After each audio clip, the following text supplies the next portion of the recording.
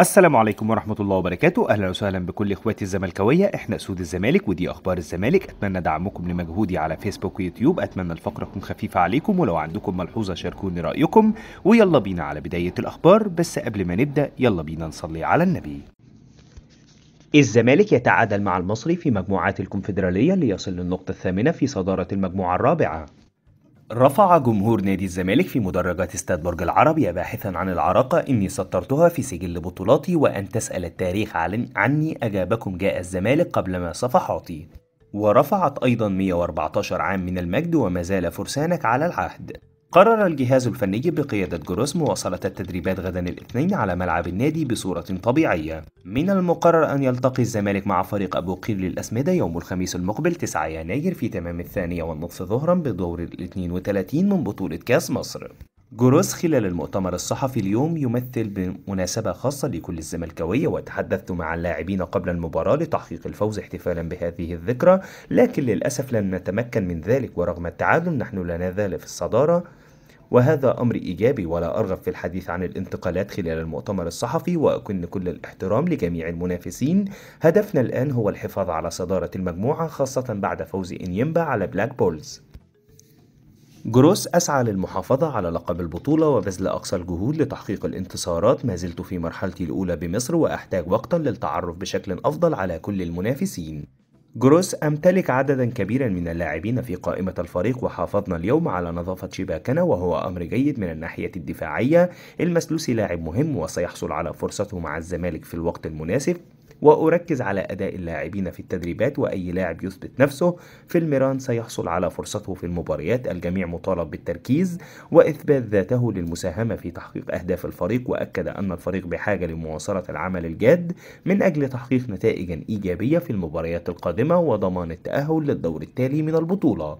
جروس كان ينبغي علينا العمل بشكل أكبر في الشوط الأول، والمصري جازف في الشوط الثاني للتسجيل، مما تسبب في خلق مساحات وسنحت لنا فرص خطيرة جدا لعبد الله السعيد، وكانت من الممكن أن تحسم المباراة. وأرى أن التعادل نتيجة عادلة للفريقين من وجهة نظري. محمد أسامة رئيس الجهاز الطبي بالزمالك محمد شحاتة تعرض لإصابة عبارة عن كدمة في الفك، على أن يخضع لفحوصات طبية غدا لتحديد مدى حالته ومدى احتياجه لإجراء إشاعة من عدمه. خالد الغندور حمزة علاء وافق على تجديد عقده في وقت سابق قبل رحيل أمير توفيق عن منصب مدير التعاقدات بالنادي الأهلي، وكان عنده طلب بالخروج على سبيل الإعارة.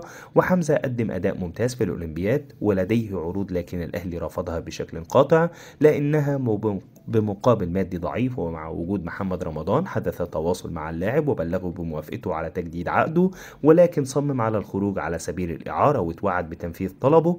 وحتى هذه اللحظة لم يتم تقديم عقود التجديد للاعب لتوقيعها، وفي نفس الوقت لم يحدث أي جديد. والحارس كان لديه أكثر من عرض خارجي، وبيراميدز يريد ضم اللاعب وحدث تواصل مباشر معه. وأخيرا العرض الفرنسي تم تجديده مرة أخرى. يوسف أسامة نبيه ناشئ الزمالك ولاعب الاتحاد السكندري المعار حديثا من بيراميدز، فضلت الانضمام إلى صفوف الاتحاد بسبب عدم مشاركتي مع بيراميدز منذ انتقالي من الزمالك، موجها الشكر إلى إدارة بيراميدز بتسهيل الانضمام إلى زعيم الصغر. وسأخوض أول تدريب لي مع نادي الاتحاد يوم الاثنين المقبل، وسأبذل قصارى جهدي من أجل الظهور بالمستوى المطلوب مع زعيم الثغر من أجل الانضمام لصفوف منتخب مصر تحت قيادة حسام حسن. يوسف أسامة نبيه لا يوجد أحد لا يغضب بسبب عدم المشاركة. ممكن لم أستفد في بيراميدز بسبب عدم اللعب، لكن هناك أمور أخرى استفدت منها بشكل شخصي، منها الزواج، وهذا أمر جيد، وفي طفل في الطريق. ربنا لم يكتب رزقي في لعب، لكن كان لي رزق في أمور أخرى. ومع باتشيكو كنت أشارك على فترات، لكن مع يوريتيتش تدربت الفترة الأخيرة ولم أشارك، وفكرت في الخروج ولم أجد أفضل من الاتحاد للعودة من خلاله. وأشكر أستاذ محمد مصلحي.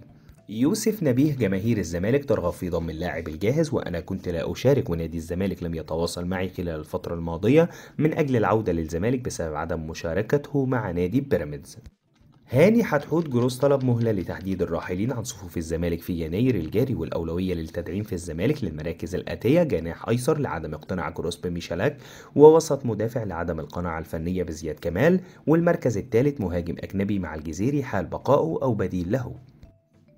محمد عبد الهادي الجهاني رئيس نادي أحد: لم يتواصل معنا أي شخص من الزمالك لفسخ إعارة ميشيلاك، وأظن أنه لا بد من موافقة اللاعب أولا، لأنه لا يوجد أي بند يسمح بفسخ إعارة كونراد في يناير الجاري، واللاعب تنازل عن 500 ألف دولار من مستحقاته المالية لينتقل إلى فريق جماهيري مثل الزمالك العريق. ولكن بكل وضوح أقولها: نحن سندعم ونقف وراء أي قرار تتخذه إدارة نادي الزمالك فيما يخص ميشيلاك، وليس لدينا أي مشكلة في طلب الزمالك بفسخ تعاقد اللاعب في فترة الانتقالات الجارية، وسنسهل الموضوع احتراما لنادي الزمالك وإدارته. ولكن لم يتواصل معنا أي شخص فيما يخص هذا الأمر.